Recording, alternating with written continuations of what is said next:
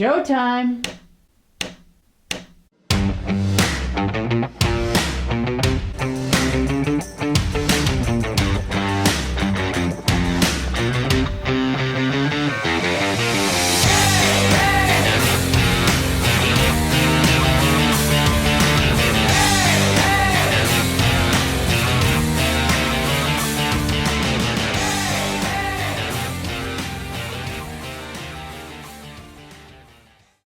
Welcome, everyone, to the Rosie and Bill Show. Our guest this week is a former NFL linebacker, cancer survivor, corporate executive, author, motivational speaker. His resilience and ability to overcome life's challenges are matched by his genuine desire to serve and uplift everyone he comes in contact with. Please welcome to the Rosie and Bill Show, former special teams captain of our Philadelphia Eagles, Kevin Reilly. Kevin, welcome to the show. Wow, what an introduction, guys. And I'm really happy to be with you and Rosie, Bill. Looking forward to the talk today. Where do we go from there? Thank you and good night, right? Yeah. Kevin, you credit the foundation of faith, family, friends, and fortitude with helping you to overcome challenges and obstacles you face in your life. Where did that foundation come from? Well, Rosie, I had 16 years of Catholic education, and I had 3 children within 41 months. The bad part of that Catholic education is I was shooting storks, because I thought they were bringing them to the house. So, but the 16 years of Catholic education I had at St. Mary Magdalene Grade School, K through 8, Salesianum High School, and then Villanova University really gave me a great moral compass, to grow upon. Not that I believed everything the nuns taught us, but I had a good moral compass that I carried with me early on in my life. And it was really there for me as a major weapon when things went south on me when I was 29 years old and found out that I had this terrible disease called a desmoid tumor. Wow. Yeah, that's a lot to deal with. So you feel that faith is what carried you through that? Oh, without a doubt. There's no doubt about it, because I was actually, 11 and a half hour operation. Right before the operation, this is an interesting story. There were about 8 to 10 of us on gurneys in the pre-op area that they, and Sloan Kettering Hospital, where I was operated on, was a great cancer hospital. It was all by itself as a leader in the industry back in '79. So we all had a problem. And what was really great, and I go a little off the course here of what your question was, but what was really great was we had about 30 minutes together, and everybody got to know each other, introduced themselves. And one of the guys started it. Why are you in here today? What are you doing? Where are you from? What's your name? And we went through that, and everybody got to know each other. And looking back, especially during this pandemic where we've become so divisive as a country, with some of the problems we've had in the last 2 years, it's just remarkable how that there were men and women in this group, black and white. There was Jew, Christian, and non-believer.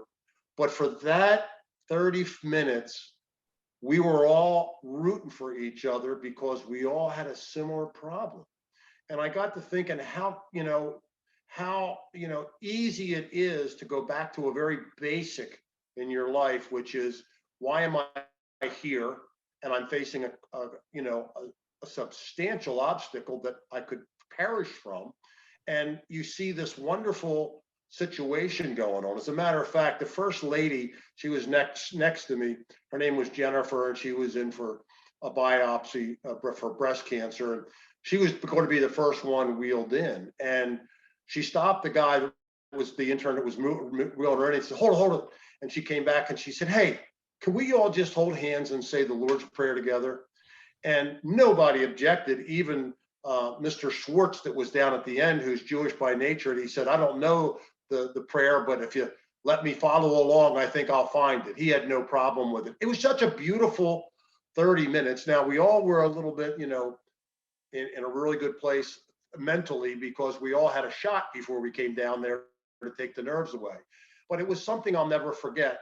And just building on that, right before I went in, the doctor came down and he had a piece of paper that I had to sign. And he said, "Hey, I forgot to give you this last night." His name was Dr. Marco. The man saved my life without a doubt. And he said, "But you got to sign this. It's a release form." And he said, "Just sign it." And I said, "I think I'll read it." He said, "Just sign it." And so I read it, and it was only like 3 paragraphs, but I only remember one sentence. And it said, "Hey," it said, "as the adult in this operation, you absolutely understand that there is a 30% chance that you will not survive the event." Well, Rosie, as Johnny Carson once said, I did not know that.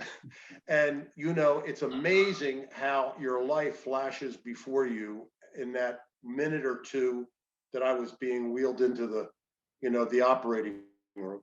And being a good Irishman that I was even making, negotiations with God. I said, "God, if you pull me through this, I promise I'll go on the Rosie and Bill show some Tuesday night." But I did make promises. And you know what? When I came out of that operation 11 and a half hours later, I knew I had to keep those promises because I was there. But that was where I really fell back on my faith, because I realized that this is it. I've had a wonderful 29 years. I've done some things that people will never do. And if this is it, I just want to say my prayers, and it's in God's hands. God bless you. It does take a lot of faith and fortitude to surrender like that. Key word, surrender. No doubt about it. Yeah, and Kevin, you just shared an amazing story. And as you were saying that, and I'm thinking about, well, 30%, that's like, I mean, I'm no math major, but that's 3 out of 10. That's a pretty powerful thing to be thrust on you at that moment. But that, to me, what I took from that story, well, there was a lot I actually took from that story, but you always seem to find the bright side of things and the positive side to things. And that's something that, before we go any further, for everyone watching, I want to make sure that folks know about this book. We're going to ask Kevin a little bit about the book, Tackling Life, because this book that Kevin wrote is filled with some pretty incredible highs, some pretty devastating lows. You just heard about some of it right there within that story that Kevin shared. But one that I wanted to just bring up, or one of the few that I wanted to bring up, has to do with the night that you were drafted. And I remember reading the book and thinking, uh-oh. At one point during that night, it was like, what's going on here? But then you got the call. So can you share with our viewers what it was like to find out that you were drafted by the Miami Dolphins? And at that time, they were a pretty good football team. Yeah, they were the world champions. They just came off the 1972 season without having a defeat. They won every game during the season, the playoffs, and the Super Bowl. No team's ever done it since. And by the way, looking back now, I wondered why I was the last guy cut from that team. And I was so disappointed, but there are 6 Hall of Famers on that football team. So I was in very, very good company. Yeah, but what happened is the year before, we had Mike Ciani drafted number 1, our wide receiver. He went to the Oakland Raiders. And in the second round, my compadre, my next door neighbor on the defensive front, was a guy by the name of John Babinez. He was drafted in the second round by the Dallas Cowboys. And because of those 2 guys, the scouts that came to watch them play got to see me play also. And I happened to have a really good last couple of games my junior year, and got on to, I got onto their spotlight. So to make a long story short, I'm hoping that I'm going to go in the first day of the draft. There were 17 rounds in those days, and I figured there'd probably be 8 rounds in the first day. Now here I am in a dormitory, no cell phones. I had to put 2 freshmen that were football players to guard the payphone in the dormitory, because that was the phone that was going to receive the call if I got it. I waited all day. I promised I would not have 1 beer until I got drafted, and everybody else was celebrating in my dorm room. And at the end of the 6th round, they didn't think they were going to go to the 7th, and we had a basketball game on campus at Villanova down at the field house. I was so depressed that I felt like I let everybody down. I didn't go the first day. Gosh, we were partying all afternoon except for me in my dormitory room. So we get down to the basketball game, and at halftime, I'm sitting in there still worried about the next day. Boy, I hope I get drafted tomorrow. You start to lose confidence. What are they thinking of me? And all of a sudden I get a tap on my shoulder and I look up, and our defensive coordinator, John Rosenberg, he's got 7 fingers out and he's mouthing Miami and get up here.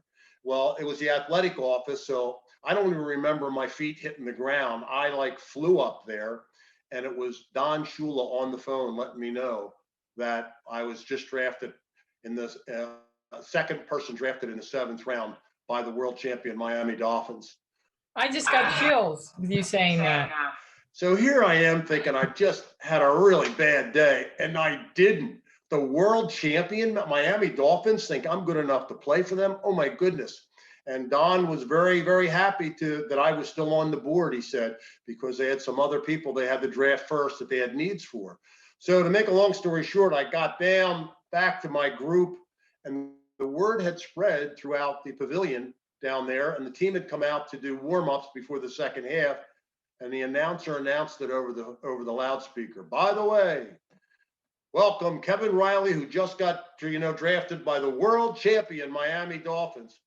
And I got like 7,000 people in the field house standing, give me an ovation. I had to take a bow. The guys that were warming up, the guys that I knew that were in my dorm came over, gave me a big hug. Oh my goodness, it couldn't have got any better. It couldn't have been scripted any better.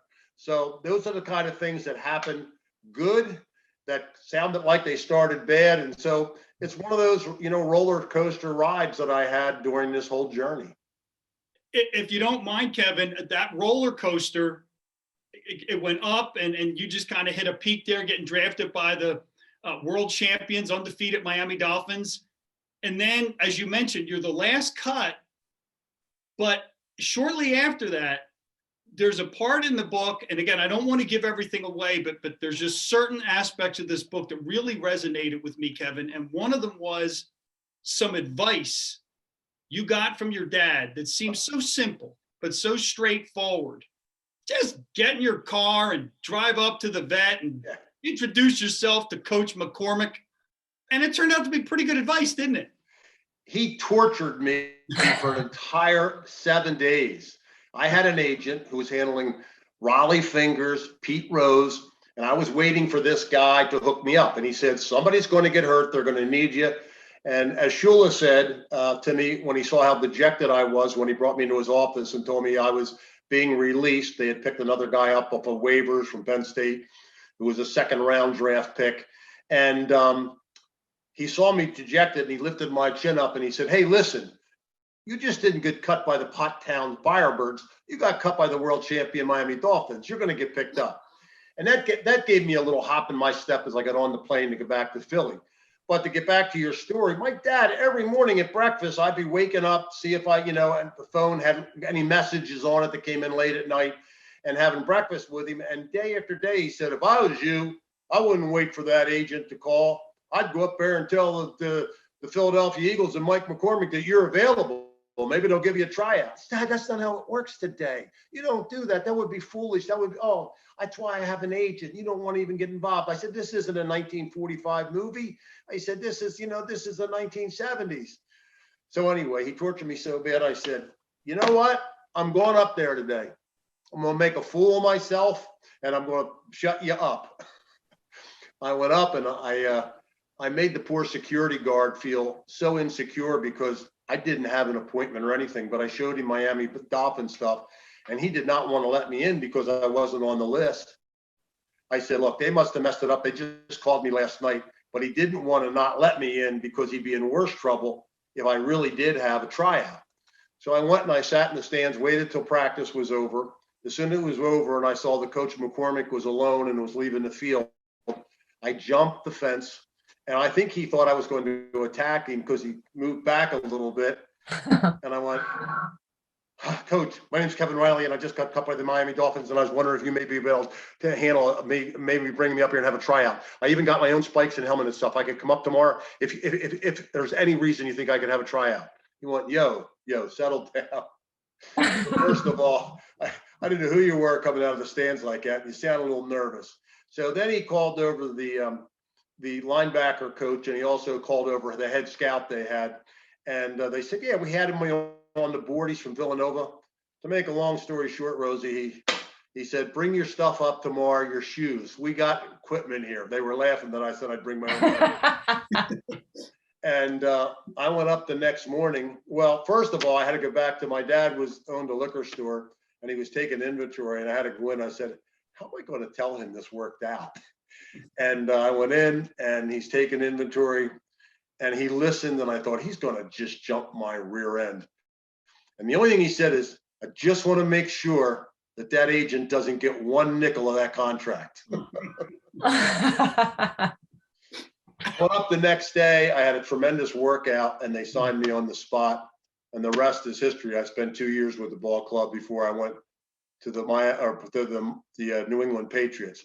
But I want to tell all your fans out there, I played for the Patriots before they started cheating, Rosie. Well, we're sure glad to hear that.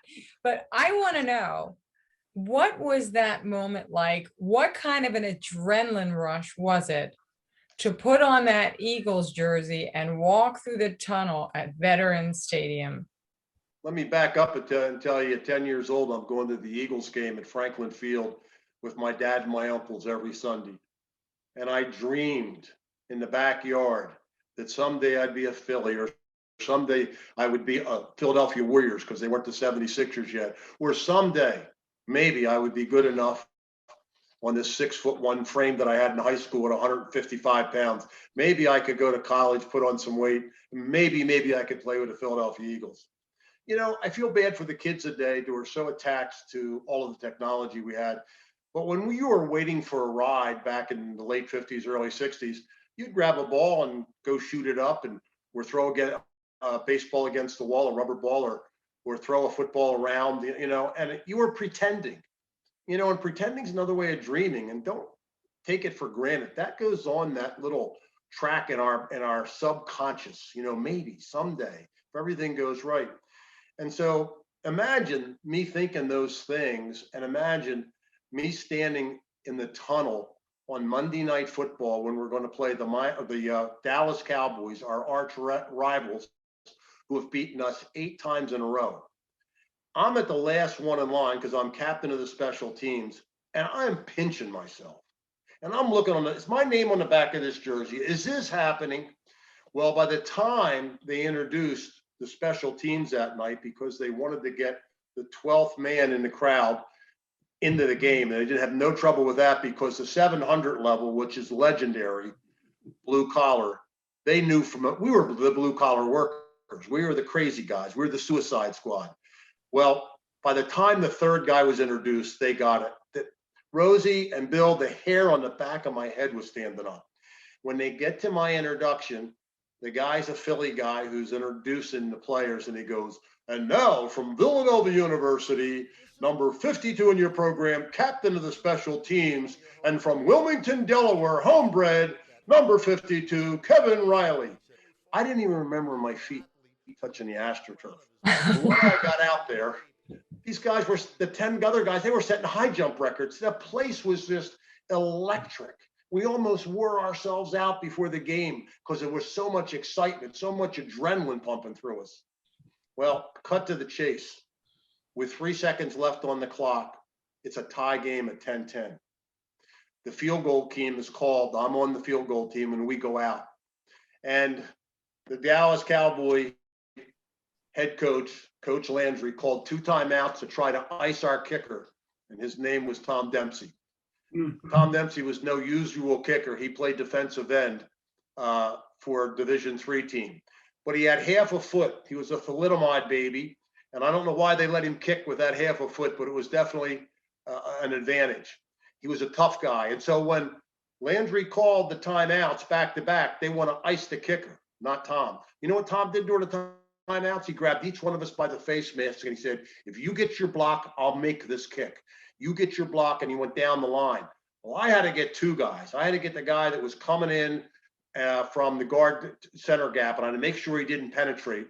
Then I had to spin off of him and get this guy that was flying in from left field, a wide receiver, who was going to go unblocked, that was just going to try to, on an angle, maybe leap and block the kick. Well, I got the first guy. I barely got the second guy, and I had to throw my body at him to get him, and I'm rolling on the ground as I see the ball go through the uprights. I cannot believe it. This is my 15 minutes of fame. I'm 225 pounds. I have a 400-pound bench press. I run a 4.7 40, and I'm only 26 years old. And every girl I ever dated is watching tonight. It doesn't get any better than this. It didn't. It was just one of those moments in time I'll never forget. I get excited talking about it, as you can see, because this was a dream come true from this little boy in Blue Rock Manor, just off the Concord Pike, who played in a Monday night game and had an impact on us winning it. Just as you're talking about it, I'm totally pulled back in time. Like I'm on the edge of my seat. I mean, that just sounds absolutely incredible. It was a great night, no doubt about it. And But you know, not interrupt Bill, but Bill, you know, and the story goes in the book, 5 years later to the exact month, as high as that moment was, I was at an all-time low in a hospital room in Sloan Kettering. no, absolutely. And that was something. There was another story that I just wanted to touch on briefly, Kevin, because as I said, there were certain aspects of the book that, you know, whether they brought me back in time or I felt like I was taking that journey with you through these stories. And as you're telling that one, getting to take that one again. And I had forgotten about Tom Dempsey, and, you know, he held that record for the longest field goal for a long time. 63 yards, right. Joe Scarpati, the holder with the Saints. And there was a chapter 9, the visitor and the running back. And you talk about two people who couldn't have been any more different and kind of how they approached your situation and interacted with you about your situation, like you said, at that low point. And the relationship that formed with you and Frank, the visitor, and with Rocky Bleier. Can you talk to us just a little bit about what that meant to you and how at that low point, how important it was to have that relationship with Rocky Bleier? Because folks, there's some quotes and things in the book you've got to check out, but it clearly had an impact on you. Well, this was probably the worst day of my life. I am now out of ICU. I'm alive, but now I have to deal with, I'm missing my left shoulder, my left arm, and 4 ribs. I'm missing half of the left side of my upper body. And I'm waiting for the doctor to come in. And right before the doctor came in, a guy appeared at my doorway. And I had told the nurse that was on duty, and she was the manager, that I didn't want any phone calls or any visitors today. And she says, "What are you going to do? Have a pity party?" And I said, "Yeah, I think I am. I don't think I've hit rock bottom yet." She says, "Well, why do you know that?" I said, "You see those 3 little pictures that are laying face down?" And I pulled them up so she could see them. They were my 3 kids, a 2-year-old, a 1-year-old, and an infant. I said, every time I look at them, I tear up. I don't know if I'm going to have to go on permanent disability. I don't know if Dr. Markov got all of the tumor. I don't know if I'm going to have, chemotherapy. I don't know a lot of things. And I just got to get my head wrapped around this situation. So please hold my phone calls, and please, no visitors today. Well, about 30 minutes into my pity party, a guy appears at the doorway, and he knocks on, the frame. And before I could say anything, I didn't recognize him. He had a white schmuck on, and he also had credentials. And he walked right into my room. And as he walked closer to me, I could see we had something in common. He was missing his left arm as a result of a World War II battle that he was in. And it was D-Day in Normandy. He had lost his arm in that battle. And he was there strictly as a volunteer to help me understand the challenges I would have moving forward with one arm. And, he brought me this knife that I use today. It's called the Alaskan knife that I can rock back and forth to cut my food with. And then he told me about some other things that I wouldn't be able to do. Don't be jogging, Kevin, because I know you're an athlete and you like the 5Ks, but you've got so much weight on one side of your arm, one side of your body, you'll have disc problems. And don't do this and don't do that. And I thought, my goodness, I haven't even started to think about all of the problems I'm going to run into. Then he saw that I was spiraling down mentally, because I really wasn't ready for this talk. I wasn't ready for Frank. I didn't need any more doubts about this situation. I'm already having a bad day. He was making it worse, although he's trying to help. He really was. And he says to me, "What do you do for a living?" And I said, "Well, I'm an executive with Xerox. well, are they going to have you back? I said, I don't know. I just don't know. He said, let's pretend they are. What do you have to wear to work each day, Kev? I said, well, I got to wear a suit, coat, and, with a shirt and tie. And I said, dress shoes like you have on, those wingtips, those black wingtips that you're wearing. I got a pair like those in my closet. He said, not like this pair, And we argued for a couple seconds. And he said, give me your hand for a minute. I said, okay. And he takes my hand and he said, you feel this little flap? I said, oh, yeah. It blended right in with the shoe. He said, tug on this for a second. Now pull it up. And when I pulled it up, it was a Velcro flap. And you see, the shoes were pre-tied. And he said, if you're going to have to wear dress shoes that are tie shoes, you're going to have to get like these shoes here with the Velcro flap. And I said, why? He said, you'll never be able to tie your shoes again. It can't be done one-handed. I've been trying for over 30 years. Whoa. And he said, pull on my tie. And at that point, I was really glad he didn't ask me to pull on his finger. But I pulled on his tie, and it was one of those clip-on ties that I had worn, to grade school, Catholic grade school. I was the oldest of 6 kids. My mother didn't have time to tie my tie, so I had a clip-on tie. And Rosie, being the oldest of 6 kids, I never slept alone till I was married. But that's another story for another day. But he said, you're going to have to get these clip-on ties because you'll never be able to tie your tie again. It can't be done one-handed. I've been trying for over 30 years. So when he left that day, I thought, oh my goodness, there must be 1,000 things I haven't even thought of yet. I thought about buttons and zippers and keyboards. Oh my. And just then, the head nurse comes in. She said, are you going to answer that phone? I said, I didn't even hear it ringing. That's how my mind was going. And I said, no. I said, I done told you no phone calls. She said, you want to talk to this guy? And so I picked it up, and it was Rocky Flyer. Now, we weren't great friends, but we had known each other. He went to Notre Dame, I went to Villanova. We played the Pittsburgh Steelers every preseason because of the proximity that we are close. And I would go over to his locker room in Pittsburgh and say hello to him and the guys that I knew from him that went to Notre Dame, and he would come to our place. So we were acquaintances at best, and we were rivals too. So here is a guy that I know his story. In Vietnam, in his last 60 days, he left training camp to go to Vietnam, not in the National Guard. He wanted to do his duty. He was a hero before he got into the NFL. But he got shrapnel so bad in the right knee that they wanted to fuse his leg at the knee, and he refused to allow the doctors in Vietnam to do that. Upon being released, the captain who did operate on him came out, gave him his release forms, and said, why wouldn't you let us do our job and fuse your leg at the knee? And he said, yeah, because I've got 2 doctors that the president of the Steelers has gotten for me to give me a physical when I get back to Pittsburgh to see if there's any possibility of me playing football again. And he said, Kevin, I want to tell you, it was the most humbling experience of my life. That doctor laughed out loud at me and said, Blyer, you need a reality check, son. He said, not only will you never, ever, ever play another down of football, but you'll be lucky if you can walk again without a limp. And when that pain gets bad enough, you'll remember me, and you remember I told you you needed to get this done. Rocky said he had his own doubts on the plane ride home. But when he got there, he decided, what do I got to lose? So he went in and he saw the 2 physicians. And after they examined him, they went to the president, the owner, Art Rooney, who happened to be another Notre Dame grad. That was a connection he had with Rocky. Rocky was a Notre Dame graduate. And he said, you know what? These guys think that if they can use you as a guinea pig and you'll work really hard, they know that because of your work ethic, you might have a chance of coming back. They're going to try using some cadaver ligaments and it's a pilot program, and you don't have to sign up if you want. But they told me it's going to take 2 years and about 2 more operations. If you're up for it, I'll put you on the payroll for those 2 years. You come back, you go to training camp in 2 years. You make the team, great. And if you don't, we can all go home and say we tried our best.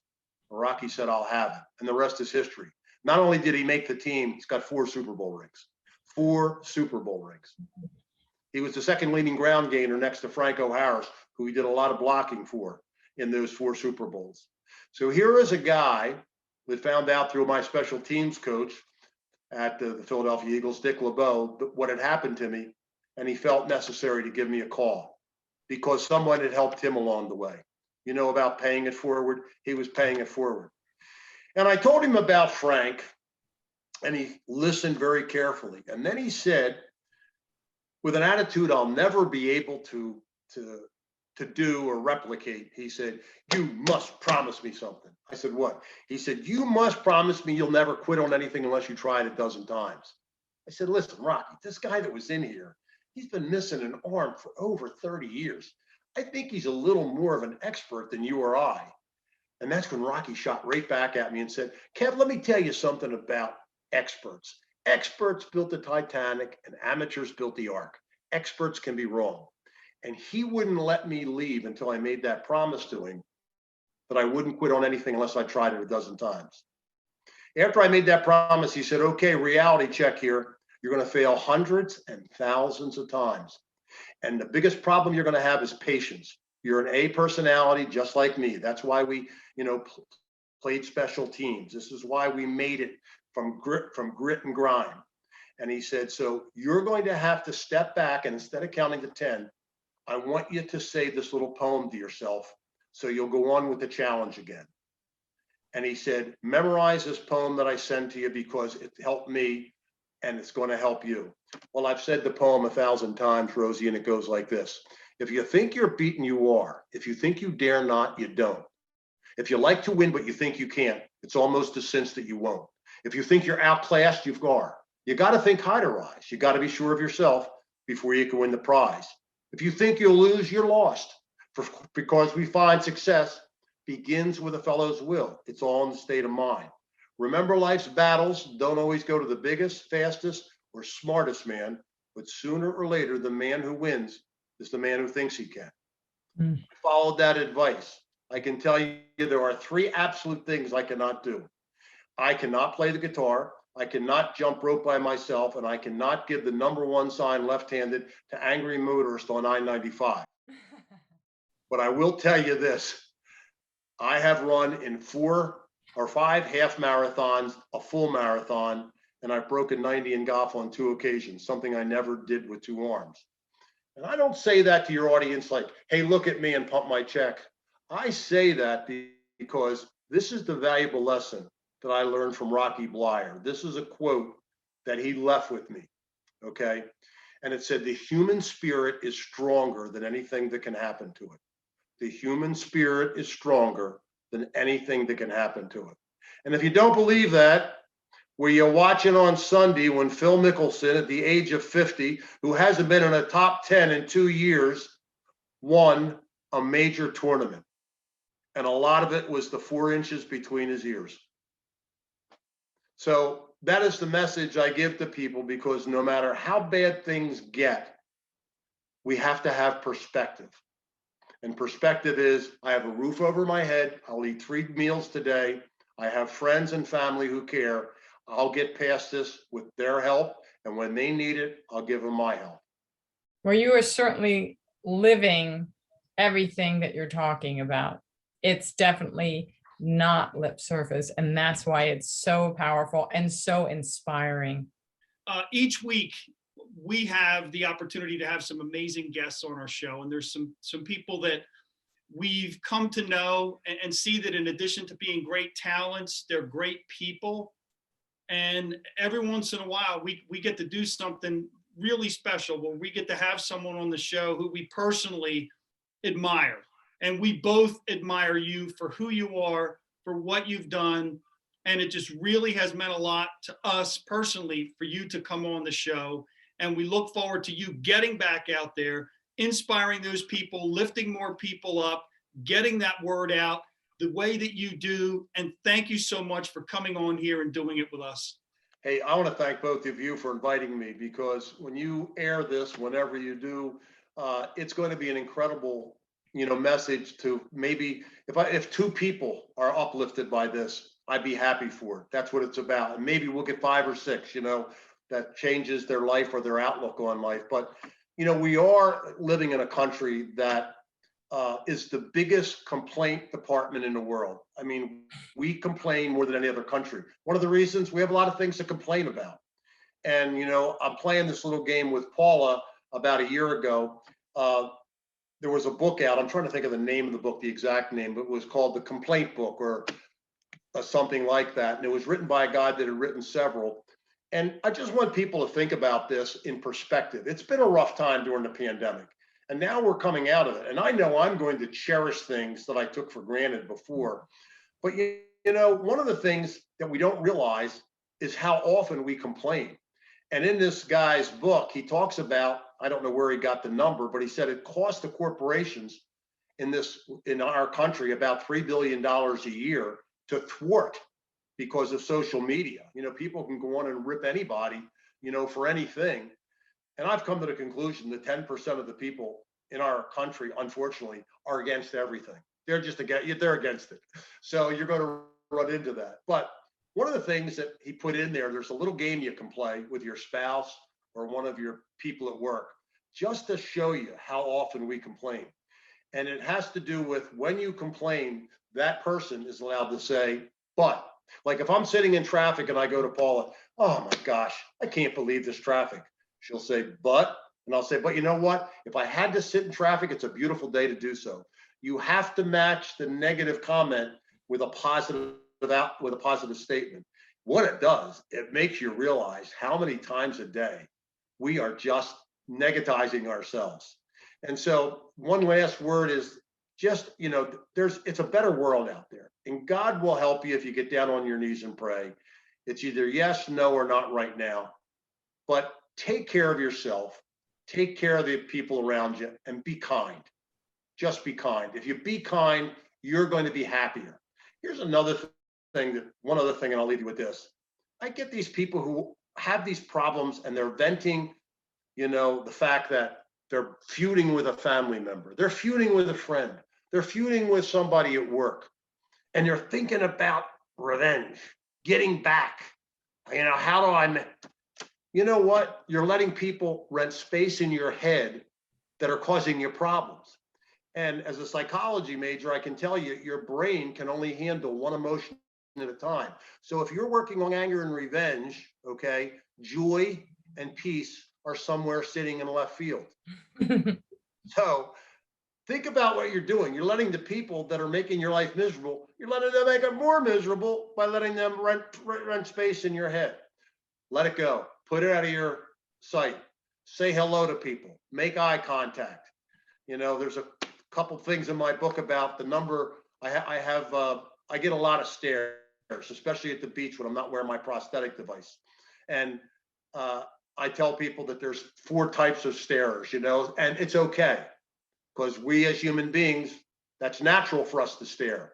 But when you stare at somebody that might be different, make eye contact and say something positive. Hi, how are you today? Don't look away, because that's a sign of rejection. So just be kind out there. Everybody's got problems. The only people in this world without problems are buried 6 feet in the ground. And on that note, we will say thank you, because that is all such great advice, and it's practical advice and things that we can all implement in our lives each day. So thank you so much, Kevin. Hey, and I'm pretty sure that more than 5 or 6 people are going to be uplifted by listening to your message and watching our show. And we are so grateful that you came on the show today. So thank you. And folks, we thank you for tuning in, and we look forward to seeing you next week. Have a great day.